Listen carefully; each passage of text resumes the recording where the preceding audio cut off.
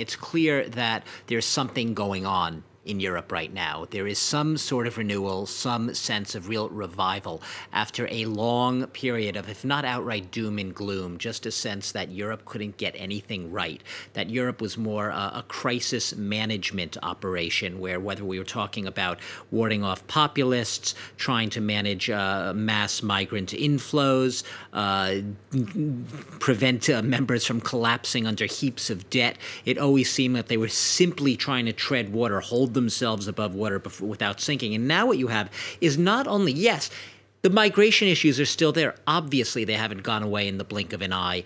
You still have big issues with countries facing debt. But there is a sense of a little bit of an economic comeback here, that Europe's coming back economically. You have a sense that there's now a more can-do sense of you're hearing words such as optimism, confidence, hope.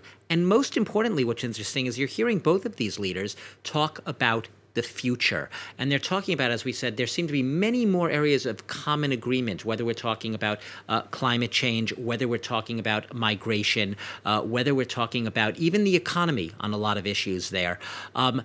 Europe has a spring in its step again, and I'll have to say it is in part perhaps due, what's lending this new impetus is ironically the Brexit, which it's the one-year anniversary of that Brexit vote, and also the election of Donald Trump. Europe sort of a wake-up call on both those fronts, looking at both of those events and saying, hey guys, we don't want that over here. It was a real big wake-up call, and it's forced them really to get their act together. Yes, divergences remain. Yes, it's an unwieldy club of 27 members. No, the problems aren't going to go away overnight. But there is a sense that dialogue is now the way forward.